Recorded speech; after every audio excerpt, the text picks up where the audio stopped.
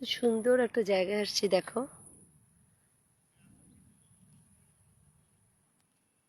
আর এই যে একটা ভুতুড়ে গাছ।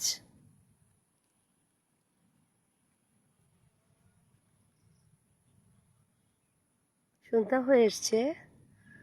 আহ, জানি না কত ক্লিয়ার দেখা যায়, প্রচুর পাখির ডাক এখানে, অনেক পাখি। আমি বিকেলে একটু হাঁটতে বেরিয়েছি, ঢাকায় তো আর এত সুন্দর সবুজ জায়গা পাই না, তো ভাবলাম একটু হাঁটি। অনলাইনে কেউই নেই, দেখা যাচ্ছে না কাউকে।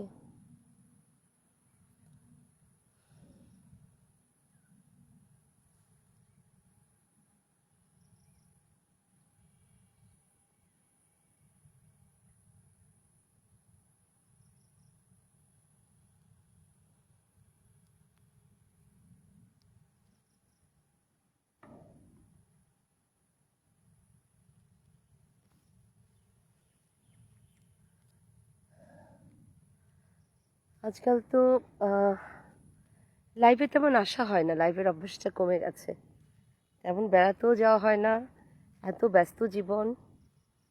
তারপর ভাবলাম একটু আসি, জায়গাটা দেখাই। গাছটা না খুব অদ্ভুত, কেমন না গাছটা। আমি ভেবেছিলাম কনজুরিং মুভিটা দেখবো, এটা দেখে কনজুরিং মুভির কথা মনে পড়ছে। একটা কথা আছে, আম, তুমি নিজেকে এতটাই শক্তিশালী করো যে একটা সময় তোমার নিজের সাথে নিজেরই সময় কাটাতে ভালো লাগবে, তোমার আর কাউকে প্রয়োজন হবে না সময় কাটানোর জন্য। আমাদের প্রত্যেকেরই এই একটা কাঠবিড়ালি,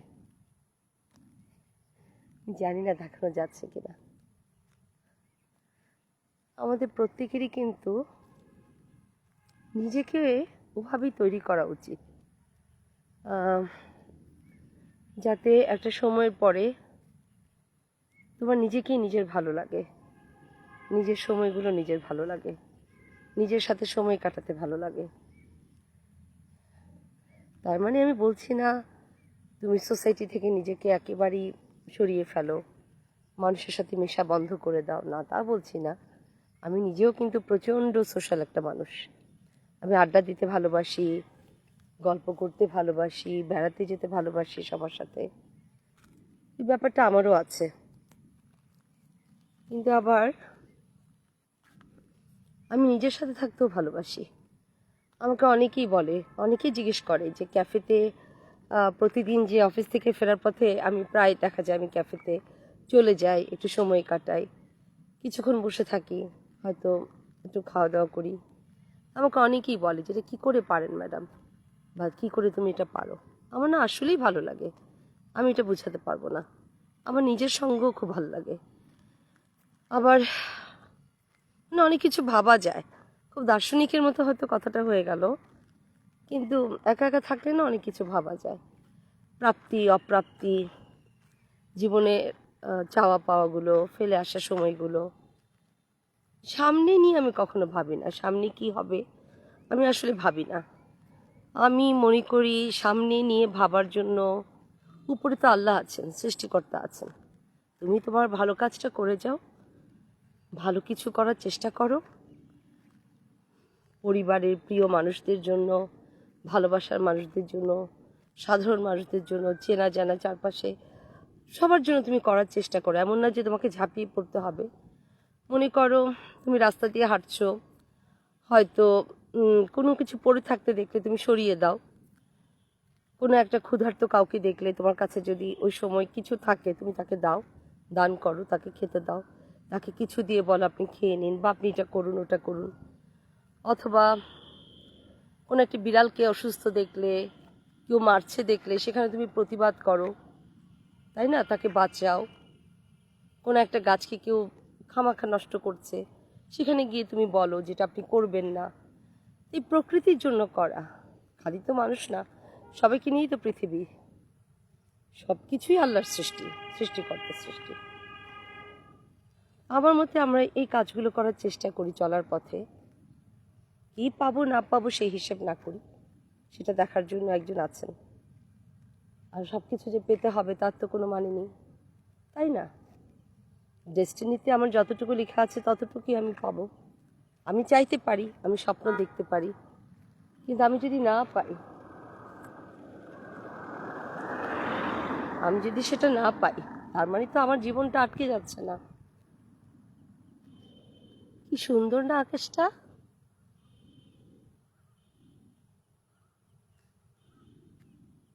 দারুণ সুন্দর, যেন পেন্টিং করা, কি যেন পেইন্ট করেছে।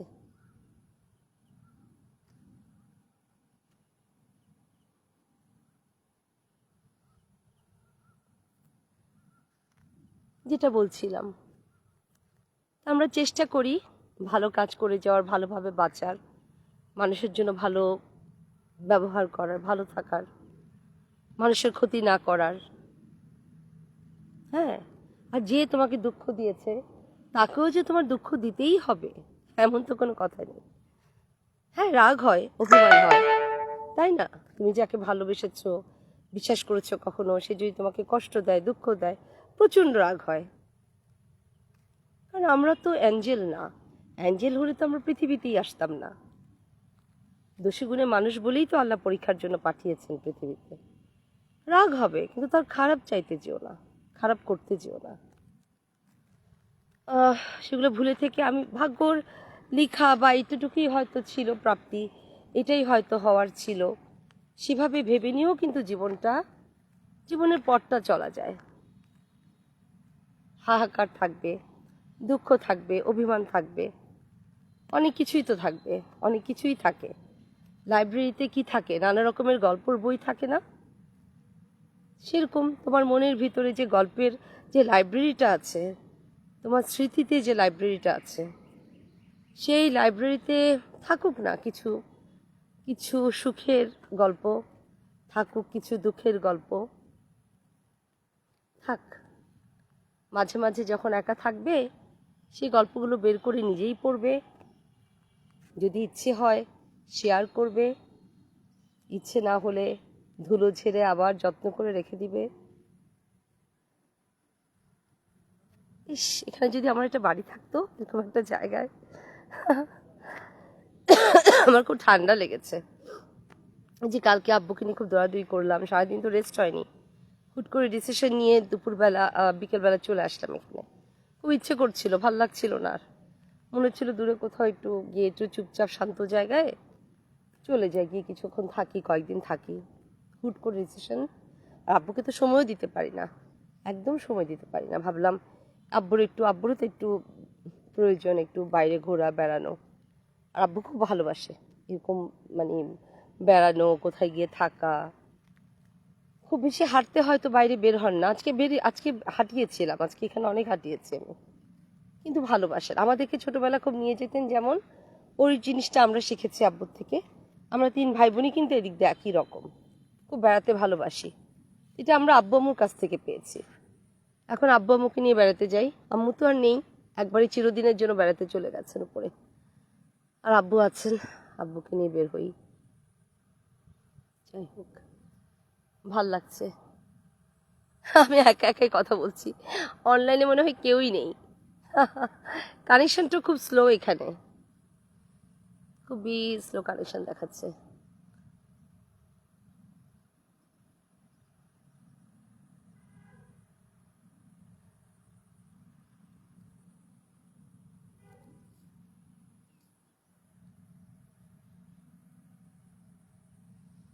যেটা বলছিলাম, সব কিছু মিলেই জীবন সুন্দর।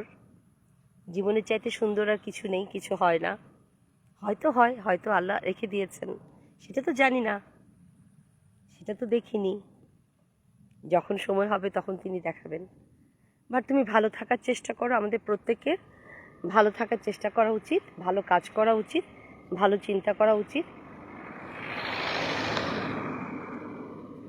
মানুষের জন্য, নিজের জন্য, পরিবারের জন্য, বন্ধুদের জন্য, চারপাশে যত মানুষ আছে তোমার চেনা জানা, সবার কারোর প্রতি খারাপ কিছু করো না।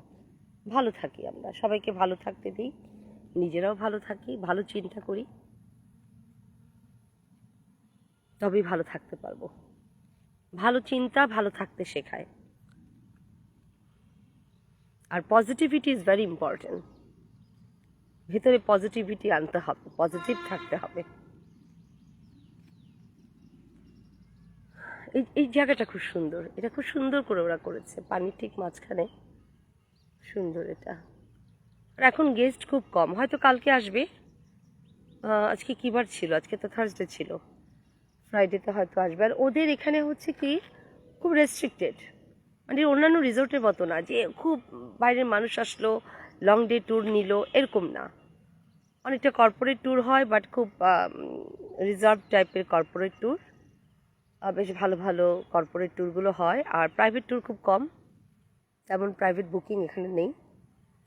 তো যাই হোক, ভালো লাগে জায়গাটা, আমার তো খুব প্রিয়। আমার আমার না অনেক রকমের পার্সোনালিটি আছে আমার মনে হয়। আমি প্রচুর মানুষের সঙ্গ ভালোবাসি, আবার একদম এরকম একা থাকতে ভালোবাসি। প্রচুর কথা বলতে ভালোবাসি, আবার একদম চুপ হয়ে থাকতে ভালোবাসি।